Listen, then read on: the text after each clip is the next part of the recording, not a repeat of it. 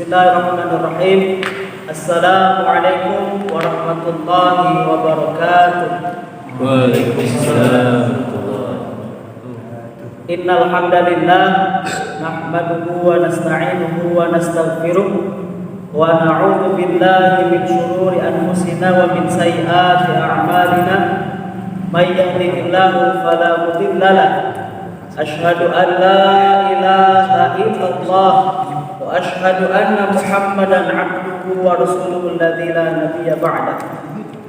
Qala Allah ta'ala fi kitabihil karim, a'udzu billahi minasy syaithanir rajim. Ya ayyuhalladzina amanu taqullaha haqqa tuqatih wa la tamutunna illa wa antum muslimun. Wa qala aidan wasari'u ila maghfiratin min rabbikum wa jannatin 'arduha as-samawati wal ardh u'iddat lil muttaqin. Amma ba'd.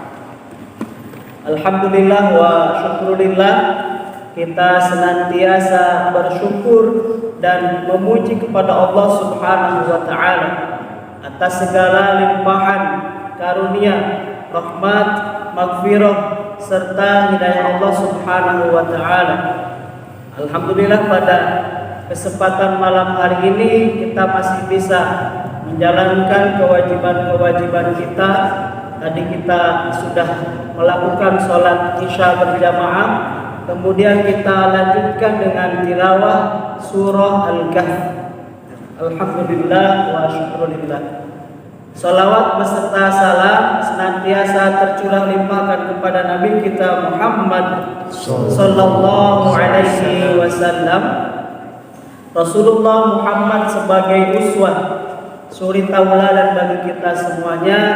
Mudah-mudahan Allah Subhanahu wa taala senantiasa memberikan kepada kita semuanya keistiqomahan untuk senantiasa mengamalkan sunnah-sunnah Rasulullah sallallahu alaihi wasallam.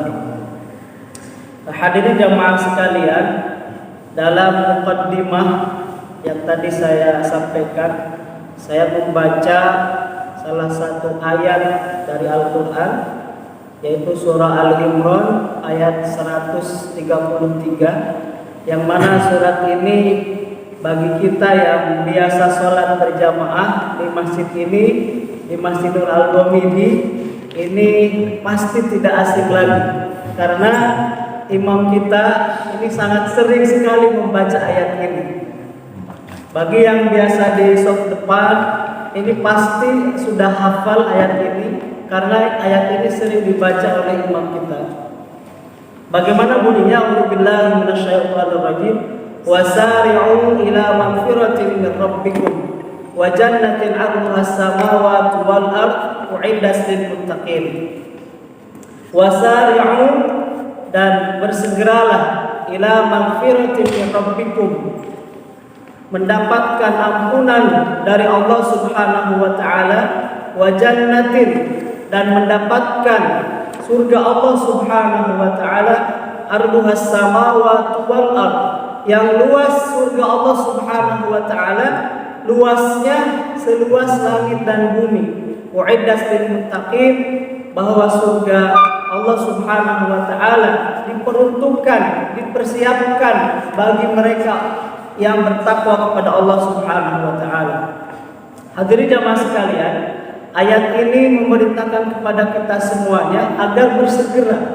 Untuk apa? Meminta ampunan kepada Allah Subhanahu wa taala.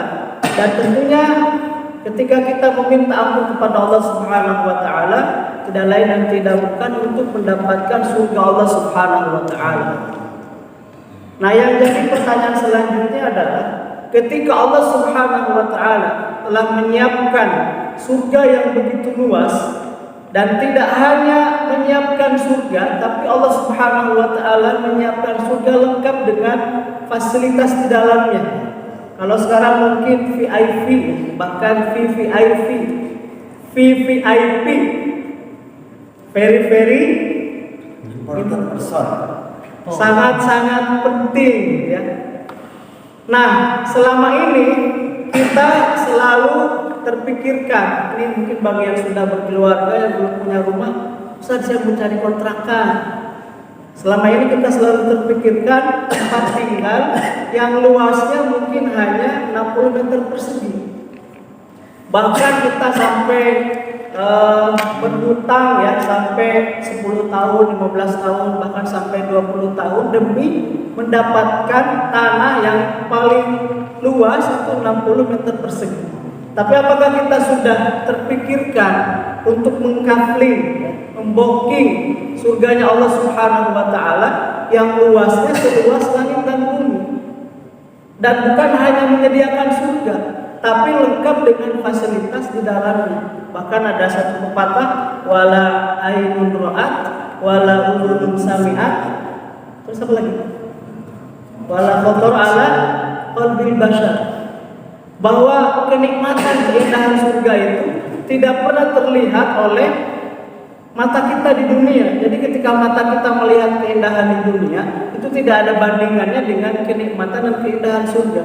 Wala udhun sami'at, tidak juga terdengar oleh telinga kita, bahkan tidak ada terlintas dalam hati kita.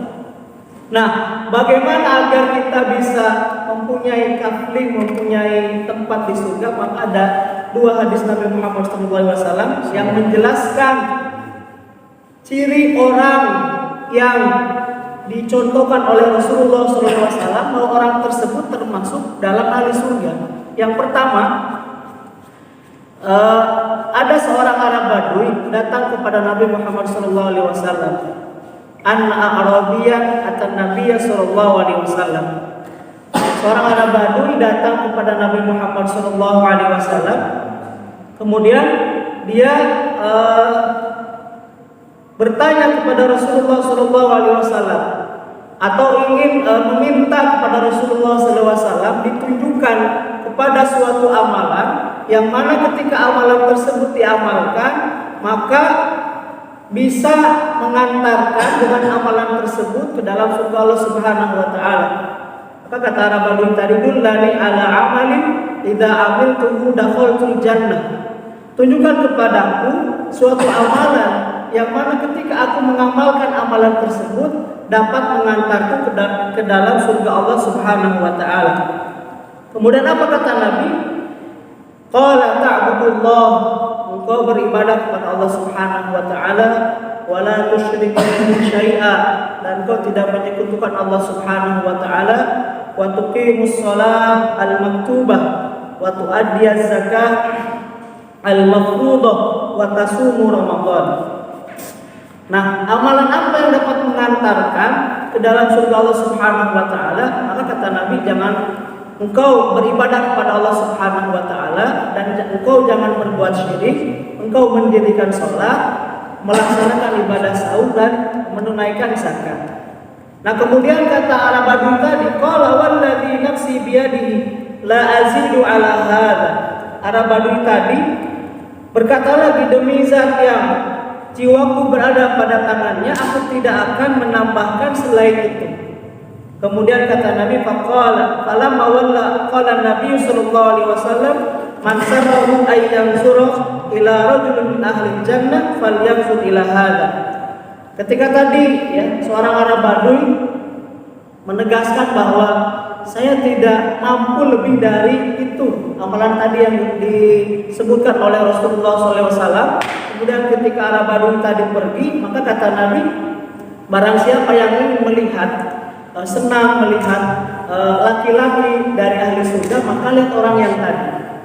Dari hadis ini bisa kita ambil kesimpulan bahwa dengan kita melaksanakan amal-amal yang wajib, artinya arkanul Islam ya, sholat, zakat, saum dan ibadah haji, maka Arab Badui tadi kata Nabi bisa sebagai ahli surga.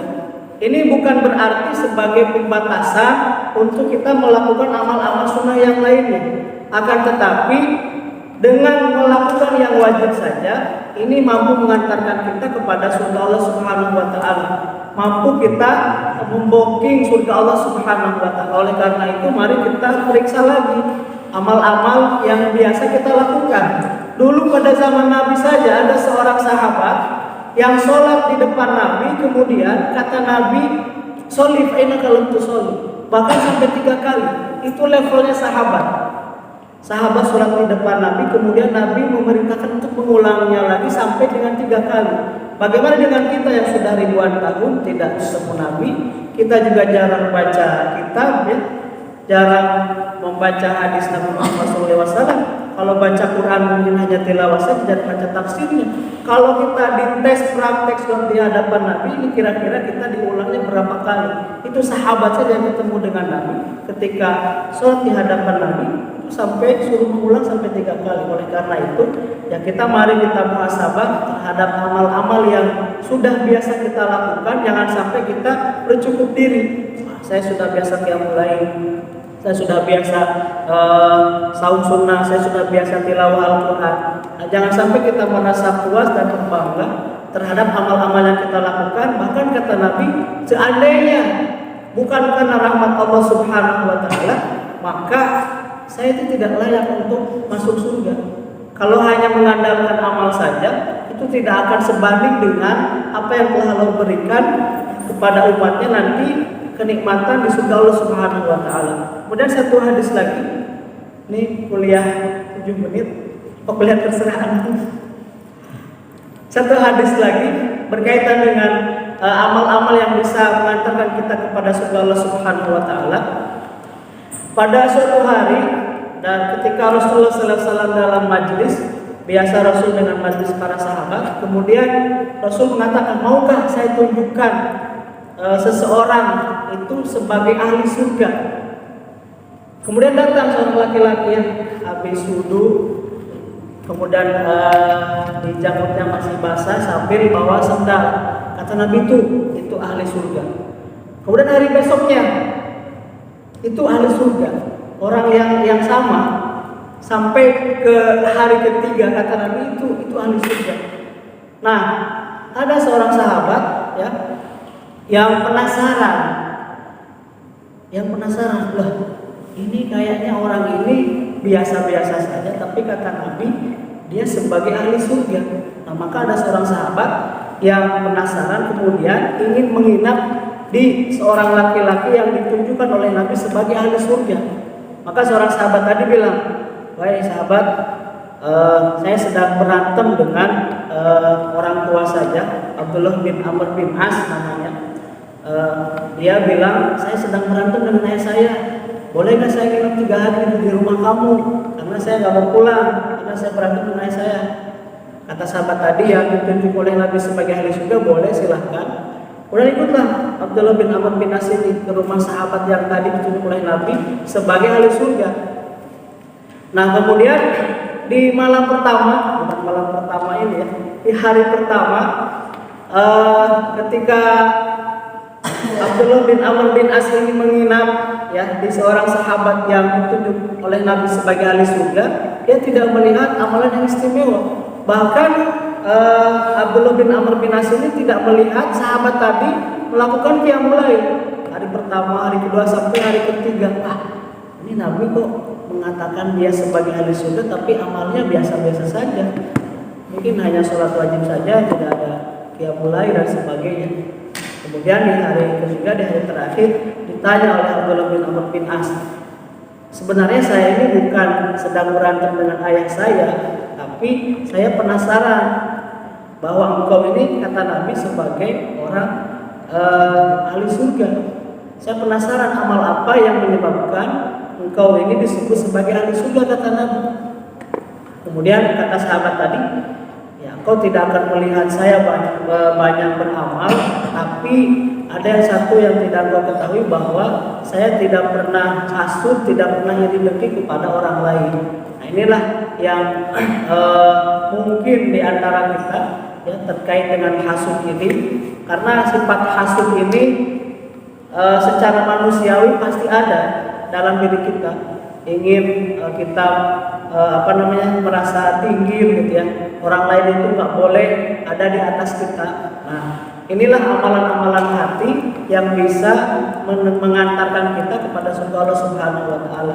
Oleh karena itu, dengan 2 amal ini, meskipun tidak beramal sangat banyak, cukup dengan melakukan yang wajib, kemudian membersihkan hati kita dari sifat hasud, iri dan dengki, maka mudah-mudahan bisa mengantarkan kita kepada surga Allah Subhanahu wa taala. Dan yang terakhir tadi kita kuatkan lagi bahwa jangan sampai kita merasa cukup dan berbangga diri terhadap amal-amal yang telah kita lakukan. Kita evaluasi kembali, kita lakukan muhasabah, sudah benarkah amal-amal yang kita lakukan selama ini, baik dari segi niat, kemudian dari segi kaifiyat, tata cara pelaksanaannya. Mudah-mudahan ini bagian dari renungan, muhasabah dan evaluasi kita bersama agar kita bisa mendapatkan kafling, ya, bisa membooking surga Allah Subhanahu wa taala yang penuh dengan kenikmatan dan keindahan yang luas langit dan bumi. Mungkin cukup dari saya. Apabila ada kesalahan tentu datang dari diri saya pribadi. Apabila ada yang benar tentu datang dari Allah Subhanahu wa taala. Qul qouli hadza wa astaghfirullah li wa lakum. Assalamualaikum warahmatullahi wabarakatuh. Waalaikumsalam.